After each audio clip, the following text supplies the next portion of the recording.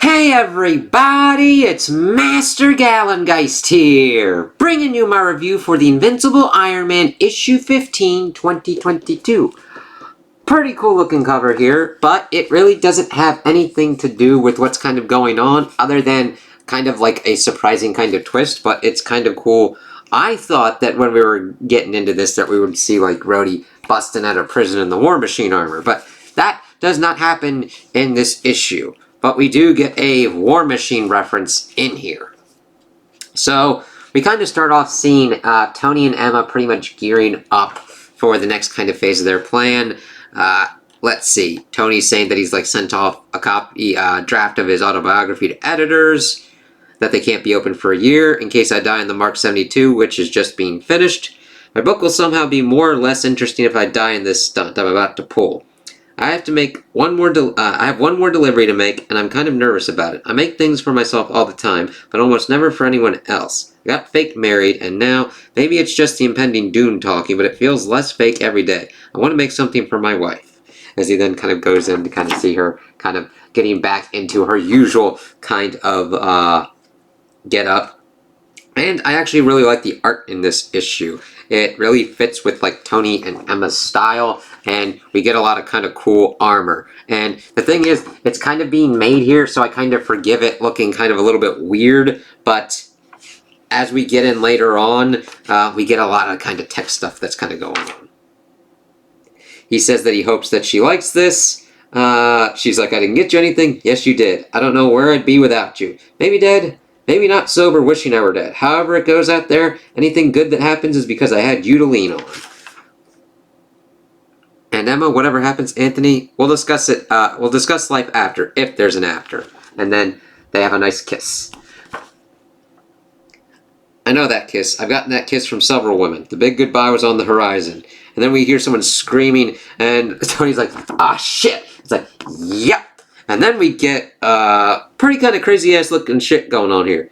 The assassin had taken out the White King's guard seemingly without any difficulty, as we then see target acquired in kind of like robotic kind of speech. I did what I usually do. I hit him with a bit of bravado. You think I'm afraid of you because you just killed some rent-a-cops in Halloween masks? And then we see skin. It's like, ah, shit. Oh, shit. As Tony's like, oh, shit. Afraid is a strong word, but I'll admit to intimidated. It's like, yeah, there's only a couple of people that can kind of pretty much go at it at Wolverine, so being in the oh shit moment definitely kind of works. Okay, so I didn't know this at the time, but evidently the whole Krakoan age of resurrection meant that mutants were just leaving their corpses all over the place.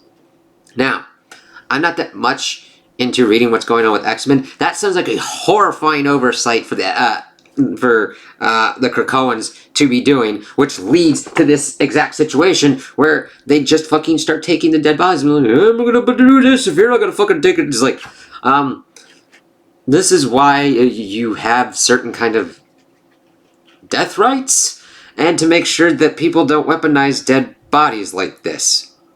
That's the kind of worst kind of case scenario with kind of going into transhumanism and cybernetics and stuff. If you die, some hacker asshole could just like puppet your body and do horrendous shit with it. So maybe you gotta like nuke it when you're on your way out. Including Wolverines. You'd think that someone would have retrieved the adamantium skeletons. Yeah, that would have been worth it. Yes, Tony. Deadpool would probably do it just for fun. Yeah. I mean, that would seriously just be a mission. Like, you could literally do, like, just a mission, like, an issue. Deadpool, going around, picking up Wolverine dead bodies and bones. Anyway, Krakoa, like any government, was imperfect. Let's just leave it at that. It's like, okay. And then he's like, hello, old friend. It's been a while to some alcohol. As he then smashes it on his face. Thank you for your service. Being the Black King of the Hellfire Club for the months that I was basically homeless did have its privileges, like never being out of arm's reach of a candelabra, and effective use, Tony. Light them on fire. Mark 72 hadn't been integrated with a neural interface. Orcus had total information awareness over us, so I couldn't call the armor to me. Yeah, that actually makes sense. Like, normally Tony has had that kind of thing built into his armors to be able to either draw it from himself, like the Bleeding Edge, still one of my favorite ones, or like what was going on with the neural interfaces with the Extremis armors. Extremis and Bleeding Edge are like two of my favorite ones. Not that these other ones haven't been favorite throughout what, not good, it's just I connected with those very much because those really got me back into Iron Man and like, oh shit. I had to get to the suit. Fei Long, if you're listening, why don't we settle this man-to-man? No armor, just me and you. Stark, catch, as Fisk throws him the Mysterium rod. Mysterium, a metal that shouldn't exist. One that I should not have been able to work or shape. Heaved to me by Wilson Fisk, the once and future kingpin of crime. A miracle metal, I could use it to pierce the power unit. But this fire belonging to the god is hard to hold. But the fire belonging to the gods is hard to hold on to, as he pretty much stops the claws from going at him. But then it gets flings the fucking thing into the rod into the wall, and then he gets really shittily slashed as Emma pops up in her diamond form, being like, "Lucky for you, I forgot something." As she then pretty much tells him to pretty much get to his armor. He can't hurt her while she's in her diamond form, and they kind of like speed it up. And he's like, "Ah, shit, I'm kind of fucked up here. I'll hold it off as long as I can. You should slip into something more deadly." "Yes, dear." I could feel my blood pressure dropping. Blood slick against my clothes. It's fitting. So fitting. Perhaps Iron Man begins and ends with heart trouble. So, yeah, I kind of like that kind of callback echo with him having trouble because he got slashed in the chest. I knew Emma could hold her own against a sentinel they constructed out of a ghost life of Wolverine. But not forever, as we then see the armor flying onto him in there in the shadows, which is pretty cool. There was nothing soft for her to hit. She would fight and die to cover me. But I know Fei Long. He would have onboarded a plan to kill a mutant, like I did. He had all my inventions, all my plans, my notebooks.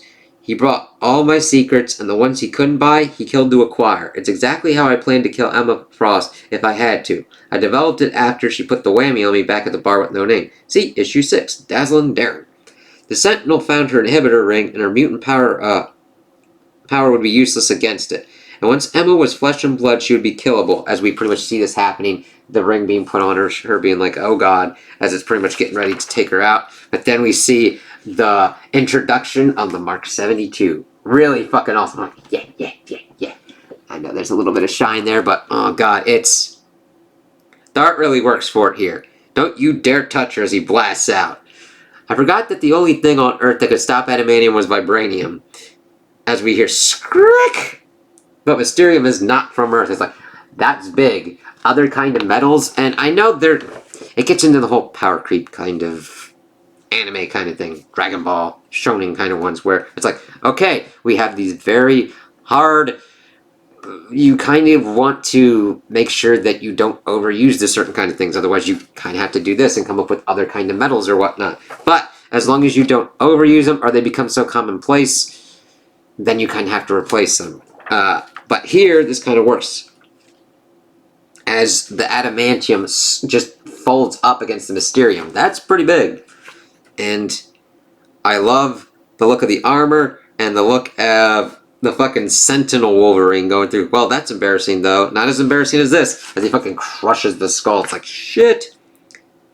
And then I love Emma being, like, astonishing. It's like,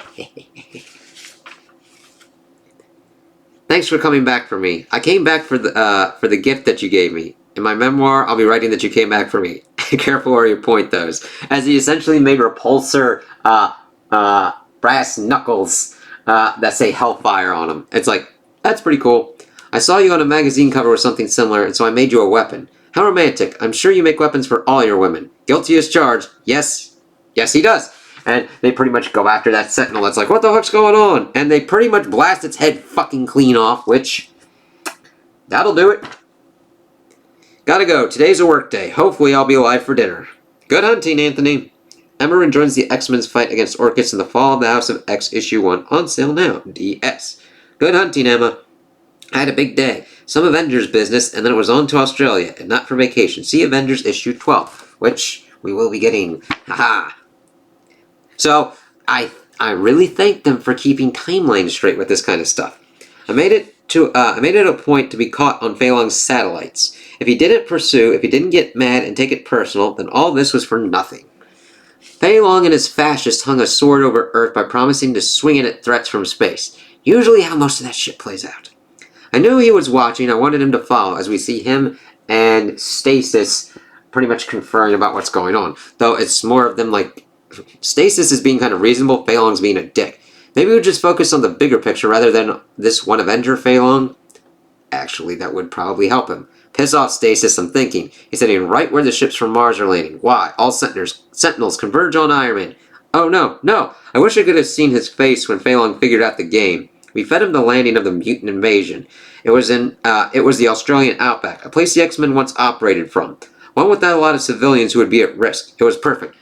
Which actually kind of follows within the shonen kind of trope of, take your opponent to a place where you can unleash unholy hell on him.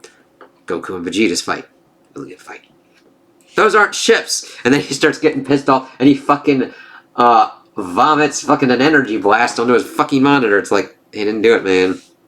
Wait, there are no life signs on those ships from Morocco. Where are the mutants? If they're not ships, what are they? Computer, prepare my personal armor. As we see Fei Long really being freaked out. It's like, what the fuck's going on here? I thought we were getting an army or whatnot.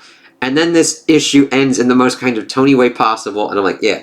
As we also see a little teaser for that Avengers issue 12 with Iron Man in his new armor. That looks really nice and I'm really looking forward to it. That is coming out March of 2024. Fei Long built himself a War Machine Sentinel. And it was, without question, the most dangerous armor on Earth. And we see it. And that does look pretty dangerous and pretty cool. It's like, okay, interesting design. Works within the same kind of realm that we've been seeing with the Stark Sentinels. I like having that kind of stuff going on. Granted, it's not cool because it's being used to target mutants and heroes. Fuck that shit. Fei Long to the bloom. I'm deploying for the Australian outback. Granted, after what we see, I hope that Tony kind of takes a page out of this book and does the same thing for Rhodey. I looked up and could see that Fei Long had taken the bait. The ships that Ironheart built out in space with the dwarves that forged Thor's hammer landed where they were supposed to be, and Fei Long sent all the Stark Sentinels to me, exactly as he was supposed to. So he's pretty much goading his enemy into one contact point attack, which is actually pretty smart. I know pride's a sin, and I used Fei Long's against him. Ironheart didn't go to space to build the attack fleet for the mutants, as we see Tony go up and fly into this one thing, which I like seeing his armor and everything. And it's like, I'm proud we pulled it off. The Mark 72 is the most advanced armor I've ever undertaken with the fewest resources, and its primary function is to be a flight suit for my most powerful creation ever. Fei Long, as we see that they built ships to make the Sentinel Buster. Come face your end. And I'm like, yeah, that's awesome, and makes the rest of the Stark Sentinels look like shit, and Fei Long's War Machine Sentinel look like shit. It's like, oh yeah. It's like, it's kind of cool that he made pretty much an armor to be the control apparatus for this big fucking... And I love how it's called the Sentinel Buster. It's like, alright, alright. And then we get a nut... I've been waiting... This cover, ever since I saw the preview for it, I'm like, yeah, that's fucking amazing there. Sentinel Buster online. So, I do like the designs for the different kind of Sentinels, and I do like that Fei Long's got his own different kind of one. It kind of fits that he would go more of the War Machine route than he would go with like a Stark one, but I do like that Tony made a giant suit to beat the shit out of his other giant suits that Fei Long made. It's like, okay, so Sentinel Buster Online. D-Day is here. There's absolutely a main event. Iron Man versus Fei Long. Get ready for the biggest clash of armor you've ever seen. Plus, Tony gets some new suits. But yeah. So, I really enjoyed this, and think it was pretty cool to get our introduction in how it was with the Mark 72 utilization, and what Tony's overall plan was, essentially using it to control his biggest kind of creation up to this point, the Sentinel Buster. We get presented with a problem that Stark's technology has been utilized to create the Stark Sentinels that will first primarily target mutants and then primarily target anyone else hero-wise. So, how are you going to combat this? You make something specifically designed to take on those Sentinels. And the thing is, normally they are controlled by other kind of AI or remote controlled through some other kind of thing. And of course, Tony decides to go still the armor kind of route and make it more kind of like a mech. Kind of similar to the Celestial kind of thing that we had seen going on in Jason Aaron's Avengers and other kind of ones we've seen before. I don't mind this troop. It's almost like a Russian nesting doll, but I'm like, I can't wait to see Tony beat the unholy fucking shit out of Fei Long's Stark Sentinels and his bastardized fucking take on War Machine with his War Machine Sentinel. Fuck Fei Long. I just love how they were able to build him to a great antagonistic force and have Tony just put him on the back foot where he's freaking kind of out. It's like, shit. So I loved seeing Tony kind of being on the back foot, having to deal with a fucking dead body controlled Sentinel Wolverine, and I'm like, I hope the mutants and the Krakoans and Araconians take better care of their dead bodies from now on, because that's kind of freaky. I'm like, though it is an interesting kind of thought to explore. What happens if you do have the resurrection and you don't take care of the bodies? You're just littering dead bodies everywhere that you can have people take cybernetics out of, that can take DNA from and utilize their powers. It's a whole kind of mess, and it's like, oh, you guys should have thought of that. So it was interesting to learn about that. It was cool to see Emma hold the Sentinel off as Tony got into his armor, and then we start the initialization of the planet, and I cannot wait to see how Tony goes through with this, how Fei Long reacts, how this push and pull works, and what the status quo is going to be at the end of this. I've just been really loving this ride, and I can't wait to see what happens next.